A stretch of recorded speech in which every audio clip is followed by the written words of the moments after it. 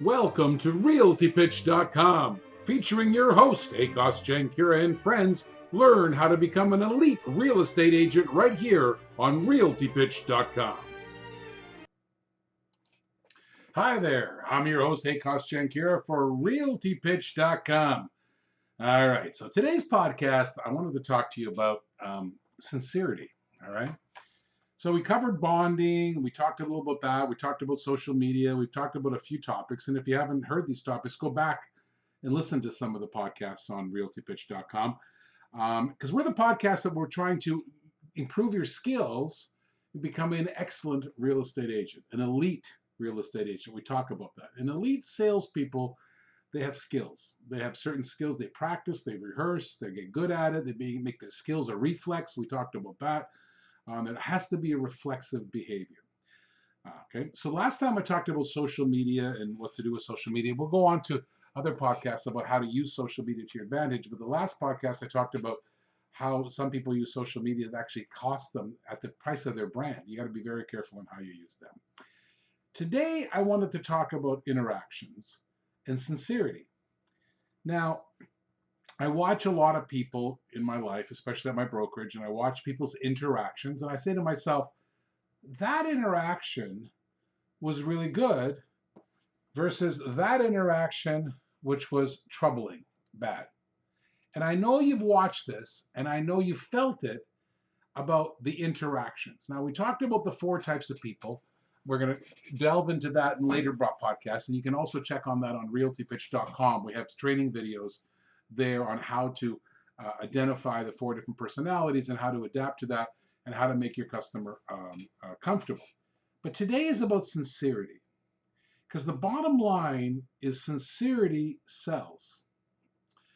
Now, this is crazy because I don't want you to fake sincerity. What you need to do is bring out your sincerity, because everybody has sincerity, but they show it in different ways.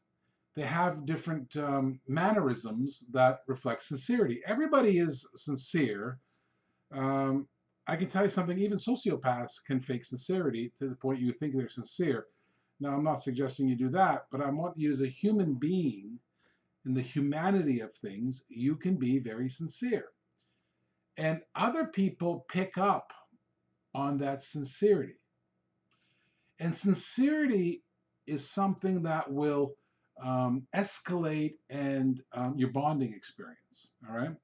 But you're going to have to figure out how to be sincere and how to get that level of communication with your client and your customer, that sincerity that you have in you comes out naturally. All right. Now, let me tell you something. When I was on television, remember, my name's Akos Jankira. My mother tongue is Hungarian. And here I am making and also I had a severe stutter when I was younger. Here I am making a living on television.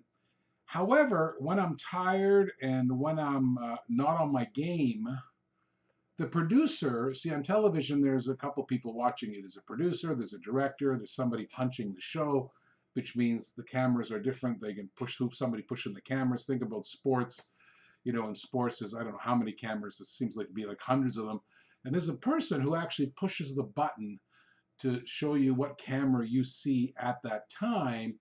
And that helps tell the story, right? So that actually helps the TV camera and the TV crew give you a more sincere presentation that you are more related to. And the more related to you are to that, the better it is for the viewer. And then you stick to the channel. You don't channel surf. Well, you want that interaction with your realty customer to make sure they're not channel surfing. Now, let's break it down. How do you interact with people? You do it by text, and I'll make text and like email and text kind of so faceless interaction, emails and text, phone call interactions, and maybe FaceTime. It's kind of a better phone call, and of course personal interactions. All right. Given those categories, let me tell you where sincerity comes out with you the most. That's when they can see your eyes. across four eyes. It's an old Hungarian saying, across a table. So across four eyes, so where they can see your eyes is the most form of sincere interaction that you're going to get. You've heard it all before, texting and emailing, lost in translation, easily misunderstood. Of course it's easily misunderstood because they can't see you. They can't see your body language. They can't see your eye movements. And this really all comes down to what kind of level of bonding that you're making with the client. So as a rule, I will always do phone calls over texts or emails if I can, because I'm closer to being more sincere. And of course, if I'm on a phone call and you have maybe you're on an Apple or something, do a FaceTime. FaceTime is better than a phone call because you see each other's facial interactions. You're getting closer to being your most sincere. In person, though, is absolutely your most sincere interaction. When you can see each other close across four eyes, that is the most interaction. So always, always, when you're trying to be with a customer, strive to have that close interaction and strive to do that in person. All right. So that's always your goal, to be across four eyes in person, because that's the most sincere interaction. I'm going to talk about that more in a second, how to achieve, even when you're close and you're personal across four eyes, how that interaction can go better. All right. Don't take the lazy way out. The lazy way out, listen, I communicate by text and I communicate by email too, more text than email, but that's only after I've established the bond with the customer. Only after I've established a bond that they actually believe that we are sincere. There's a sincere bond between us. That's when you can default to texts. I watch people in the office avoid interacting with people.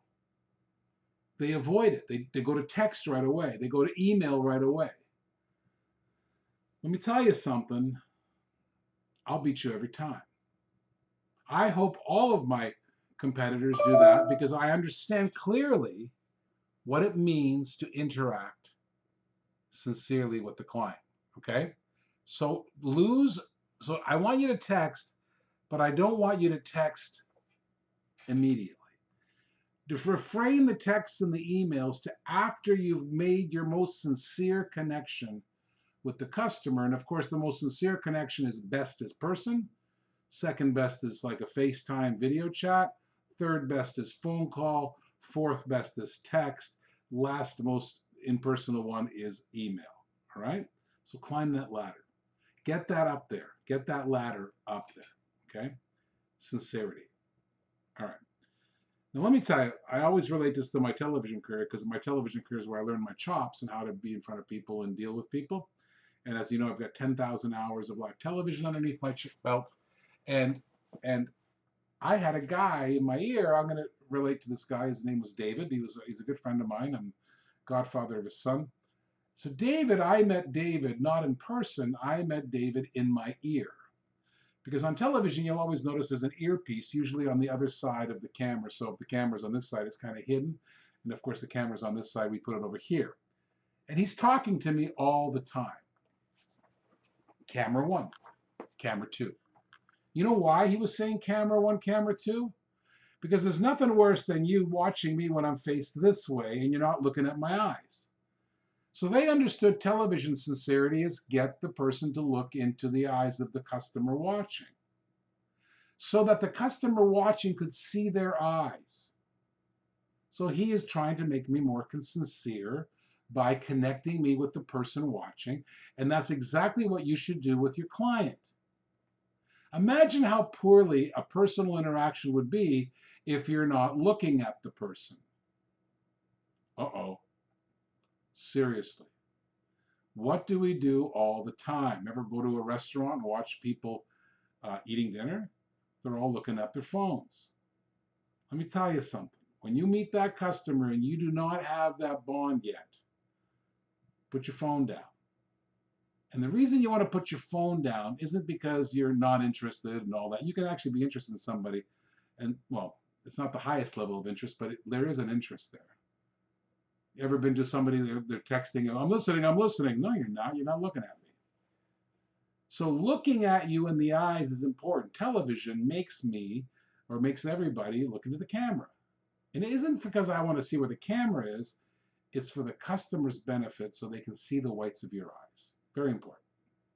So in a personal interaction, put your phone down. The second thing that when my producer used to feel, hey, you're not connecting with the customer well enough. Have you ever done that? You ever been with a client in person and you feel like you're not connecting well enough?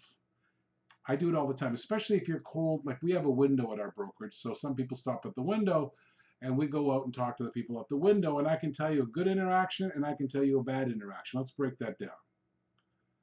The good interaction is this great feeling of, listen, I'm sincere, they're sincere, we're both being sincere, there's a great bond going on here. Or they're cold, they don't want to connect with me, the ice is not broken yet, obviously I'm annoying to them, right? What's the difference between those two interactions? How can you fix it quickly? And here's a technique I learned that I'll share with you right now. Take them on a journey. You say, what? Take them on a journey. Remember those words. Take them on a journey. Tell them a story. How do you get the kids, how do you get your children to pay attention to you? You tell them a story. They pay attention to a good story. Now, here's a distinction. It's very important that the stories are always truthful. So let me give you an example of a interaction at a window. Cold call, customers never talked to me before, I've never talked to the customer, and they're staring at a picture on the window, maybe a house listing, and what we would do. A bad interaction starts like this. Can I help you with anything? That's a terrible interaction. I mean, it's better than no interaction, but just better. And of course, the customer always will tell you, no, I'm just looking. Period. Never use the words, how can I help you? Or can I help you? Because you'll automatically get the reflexive response, no, I'm just looking. Let me tell you the story about that. I bought a 944 candy apple red Porsche in 1984, brand new at a dealership. Saved my money. I finally got to the place in life where I could go in there and purchase my candy apple red 944. I knew everything about that car. I watched it, I read about it, I got my magazines. Back then we didn't have the internet. I loved that car, I wanted that car, and a goal in life when I was younger to buy that car. And the day came when I went to downtown Fine Cars in Toronto. I walked into that dealership, and right in front of me was a 944 candy apple red Porsche. Exactly the way I wanted it. And I was ready to buy it. A salesperson walked up to me and said, can I help you? My immediate response was, no, I'm just looking. The heck I was just looking. I was there to buy it. But my reflex was, no, I'm just looking. I've learned that the most insincere response will give you, insincere question will give you the most insincere response. Listen to that, that's important. The most insincere comments will give you the most insincere responses. Give them a question that they can have a reflexive answer to, the answer will always come at you. So break that cycle. Okay? When I'm at the window of a real estate window, and there's a couple staring at our listing, talking to themselves, take them on a journey. Now, here's a journey that I take them on. It's a personal journey. Always look to your heart. What is personal for you? And share that. Don't make up anything. Always be truthful. So they're staring at the condo, maybe a condo in the window, and I'll walk up behind them and say, uh-oh. They look at you and go, what do you mean, uh-oh? Oh, be careful. Be careful? Why? That's what happened to me. I was once with my wife staring at a window just like this. And there was a condo on a piece of paper, just like that. And sure enough, a day later, I was at a showing and we bought a condo. Some real estate agent came out and started talking to us. Next thing you know, I bought a condo. Hi, my name's Akos. I'm that real estate agent. You see what I did there? I took them on a journey.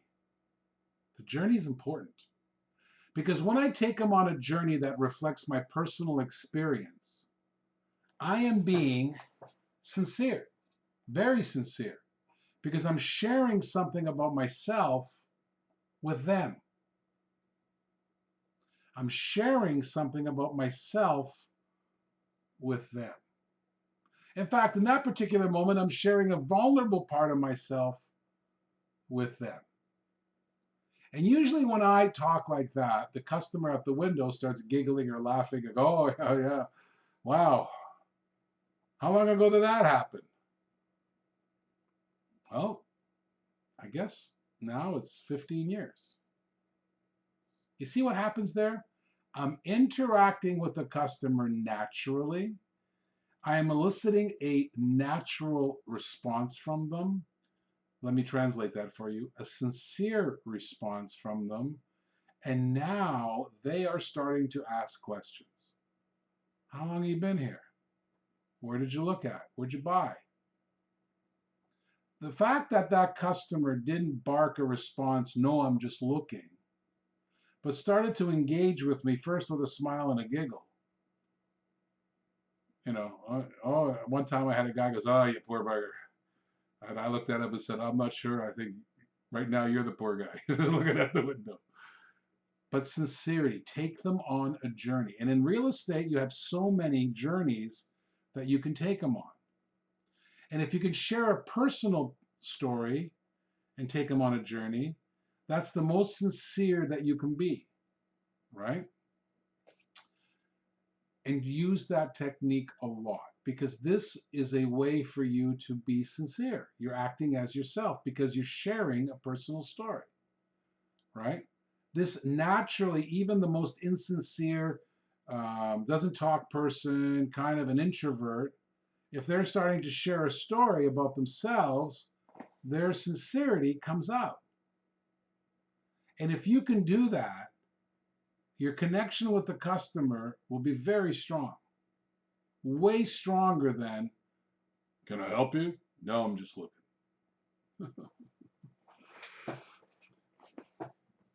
Let's break that down for a second. Why do you think, can I help you? It's a very insecure statement when they say that, isn't it? Like, I watch agents do that. Anything I can help you with? Customer goes, no, get lost. They don't say get lost, but if they're polite, they go, the most polite answer is, no. Remember my Porsche story. Can I help you? No, I'm just looking. And there I am, ready to buy a candy apple red 944 Porsche. The reason I said that is because the world has made that a reflex for me. It's my defense mechanism. It's very insincere. Can I help you is pretty insincere. Everybody says it.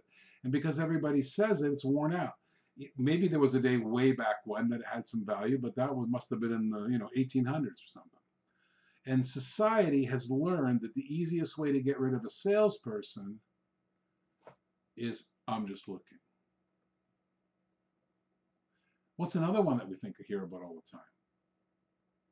I'll break this down crudely. Do you want to buy it? No, I'll think about it. Another reflexive, insincere answer. So avoid that insincereness. Take them on a journey, a personal journey. Share a personal experience with them that you had like them. Because you've probably bought a house before, and it's a big scary thing, right? You got to share a personal story. If it's a funny story, it's even better.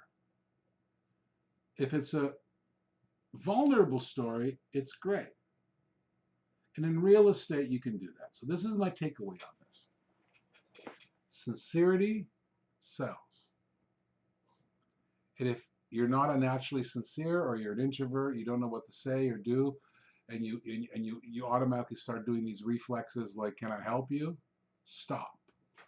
Share with them a story that actually means something to you so that they can elicit a sincere response.